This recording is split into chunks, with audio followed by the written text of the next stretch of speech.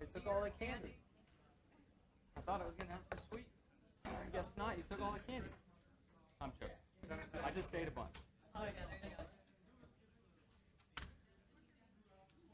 Hazelnut spread.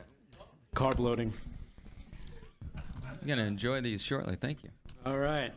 Okay, we'll continue on with the driver of the number 48 Ally Chevrolet and the winningest driver in the Monster Energy NASCAR All-Star Race, 4-time winner of this event, and that's Jimmie Johnson. Jimmie, maybe just talk about your success and what makes you so successful in this non-points event. Man, I've been circumstances in some situations. Can remember back to some inverts that worked out well for us. Fast race cars certainly have been a big part of that. But there's just so much excitement that comes with this race, and when you're able to win, the celebration that follows definitely leaves a mark, and it's a lot of fun. But it's been a few years. We'd love to get back to victory lane, and obviously the payday is unlike anything we see in the sport in today's world, and post RTA and the way that the purse is structured now. So this is really a huge payday. Not that money matters, but it certainly doesn't hurt, and it helps you make some aggressive decisions out there. Good to hear. Okay, if you have a question for Jimmie, raise your hand. We'll get you a mic. Start with Lewis, or start with Jacob, Lewis, Dustin. Jacob Seelman, Speed Sport. Jimmie, here. Sorry. I'd say other than you, this race has proven difficult for drivers to find success in multiple times. You've obviously done it, but 6 different winners in the last 6 years. What makes this race so difficult to conquer, and has it gotten tougher to win or to repeat in it over the years? Track position just continues to be more and more important. So depending on how you qualify, depending how the stages work out, and if it's accumulated points leads to the final stage and where you start, or a draw, or they draw for inversion. I think that really has a big influence. When you get down to a 15-lap shootout at the end, your winner's really coming from the front row, maybe the second row. So whatever leads to that point in time is really what makes that happen. Lewis here in the middle. Louis Frank of Reuters. Jimmie, you've had a challenging few months. How much more of a curveball is it when they throw another change in the like the hood scoops in this car? How much of a challenge is it this weekend? Yeah, I mean, it definitely is a challenge. We're working through a lot of different issues that we didn't anticipate seeing. Some of the components aren't staying on the car. That's kind of an important issue. So we've had crew members going to and from the shop. Thankfully, it's only a couple miles away, and trying to keep the car up to spec. We've had an issue with the splitter that our guys are working on now. So some of these new parts that have come to the cars this weekend, they haven't been run before, so there's just a lot of work that goes into that. So if you went and asked one of my crew guys right now, you'd hear a lot of foul words come out of their mouth. I get to sit back and watch, but it throws a curveball at all of us. Dustin. Dustin Long, NBC Sports. Jimmie, after your visit the other day to Indianapolis Motor Speedway, how much are you looking forward to the 500? And also, certainly there's been talk about maybe a collaboration of a race weekend between NASCAR and Indy at some point. What was kind of the, did you see evidence in person or otherwise that the IndyCar side's open to something like that, or even the competitors are open to having a joint weekend with NASCAR at some point? Yeah, I was unaware of that conversation and didn't sense anything like that when I was there. It was strictly an opportunity for me to go see my friends at McLaren, and also the garage area, especially all the old guys in IndyCar I know really well. Oftentimes I've sat at home and have watched their practice and thought, man, I could have gone. I had an open day. So I didn't let that be the case this year. I have never seen an IndyCar come down the front stretch at Indy. So I had to step out there and watch one of those bullets go flying by, which was really cool. And frankly, the last IndyCar race that I've been to was probably late 90s in Milwaukee, Wisconsin, when I used to live up there. So it was a nice just change of pace. Spent a lot of time with Johnny Rutherford, spent a lot of time with Mario Andretti. Unfortunately, Fernando, I had a pretty free schedule as they were putting his car back together, so I hung out with him quite a bit. So it was nice and really just a social thing for me to go up and see some old friends. Many of you remember Jay Fry. I was able to see Jay and catch up with him. Saw Mr. Penske, saw Elio. So I mean, it was cool. It was good just to go up there and socialize. And I left shortly after lunch once the teams really got into the swing of things and were busy. A driver can only stand and watch other drivers so long. So after I did my social piece, I came back home. Yeah, it's such a spectacle, and the amount of people that were there on a Wednesday to Thursday, I guess it was Thursday, just to see practice was impressive. I was also thrown off by golf carts driving through the garage area, scooters moving around. Pit lane was a way different environment. So it was just cool to see how things are done, just a different look on it, and I want to go up and see that place packed full of people and feel the energy that I've heard about so many times. Mark?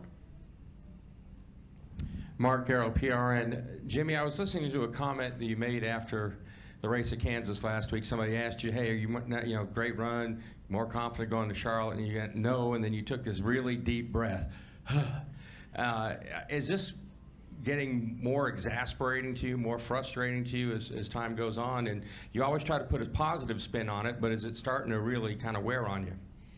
Yeah, I mean, it is challenging. There's no way around it.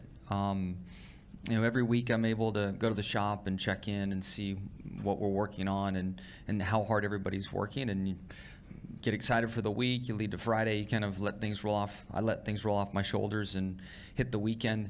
I was pretty frustrated when I got out of the car in Kansas. The first half of the race, the first 2/3 of the race was pretty bad, and to rally back to 6th was respectable. And then as I took a couple deep breaths that you probably heard, I realized I was in 4th, and before that restart, I was hopeful our outside lane could advance and maybe had to look at a win or a second place finish behind Eric. So, it was nice to be back in that moment, but certainly the frustration's coming through. I mean, I've never worked so hard to run where I do. I've never seen our team work so hard to, just have not be able to get back to where we want to in a short period of time. That's the hard part.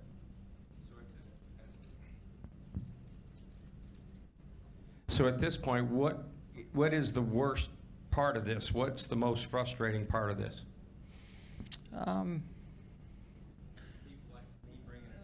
Is it No. people like me bringing it up? No, you have a job to do, and it's part of it, man. I'm been racing my whole life. I've been through all the ups and downs, and I've sat at this very desk with a lot of highs in here and enjoying those moments. So racing's racing. You're gonna have all that stuff. So it's not that.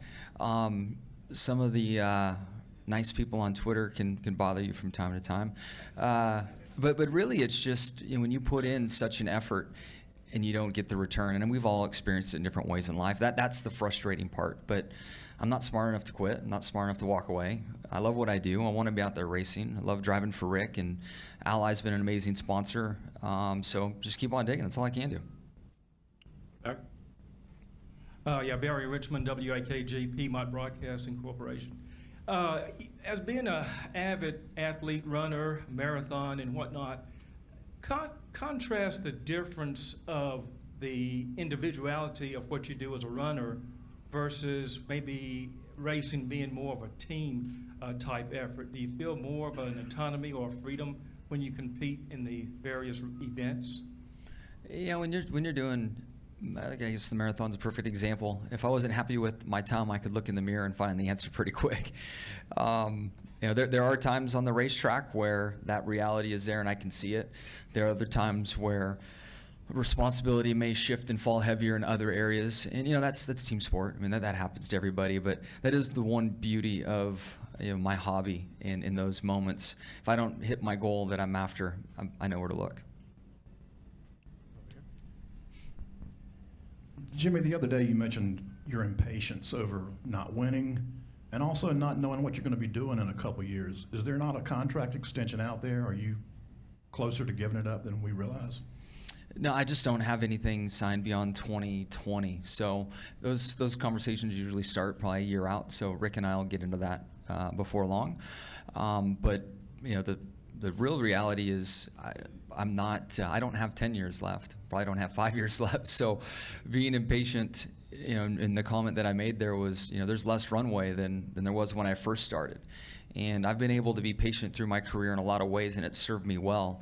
I feel like now where I am, I don't have that luxury any longer. If I want a shot to win 8, 9, whatever it is, more wins, I don't have that luxury.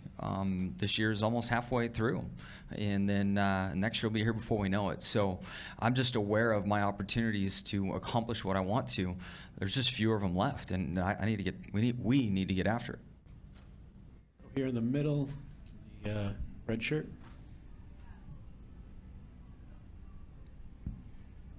Chris Murdoch, Race Chaser Media. Jimmie, looking forward to the 600. You just unveiled your paint scheme. Can you talk about what that event was like and what it means to you have the Donlin family on the hood and you know, looking forward to the 600? Yeah, I'm proud to have the Donlin family involved this weekend, and then the numerous fallen soldiers that will be on all the race cars for the 600. We love our camo scheme. The car looks really good. Ally loves to give back, loves to do things right, and is certainly, you know, they're using this opportunity on Memorial Day weekend to do some really great things. So excited about it. I love the notion of a marathon, and the 600 is our marathon of sorts for Cup racing. So excited about the weekend. Seth Egger, Motorsports Tribune.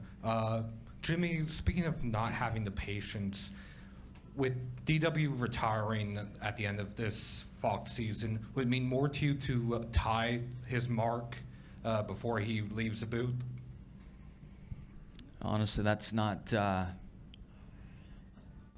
crossed my mind. The individuals at 84 victories I know and respect very well, but it's never been about anything against them or you know, trying to beat them. There's never been anything competitive between me and them. It's more of an honor that I'm at 83 and I've been able to equal Cale, and if I was to equal them, but that memory may have been around a couple years ago when I won 83 and was thinking about 84 and the fact that I would be in that opportunity to honor them and equal them, but man, it's been a while. I haven't even thought about that piece. It's just about a trophy. It's just about a checkered flag. There really isn't anything else with it. Okay, any final questions for Jimmie? Oh, we got last one here to Mark. Mark Yarrow, PRN. Jimmie, I asked Kyle this question a moment ago. Your sense of pride in the way that NASCAR handles and Charlotte Motor Speedway handles Memorial Day and the way we honor the country? It's amazing, simply amazing. And I think NASCAR and Charlotte Motor Speedway have set the bar over the years and continue to raise it. And then at tracks across the country, we continue to see other track owners and operators you know, pay their respects as well. In Talladega, we see the American flag go by behind that semi-truck, flyovers, parachuters with American flags flying, servicemen and women all over the place. So it is great to see, and certainly on Memorial Day, it's kind of the peak of the year for us to say thank you. But it's really nice that week in and week out, we see servicemen and women at track and can thank them for their service. Okay, thank you so much, Jimmie. Good luck going for your 5th victory in this race. Appreciate it.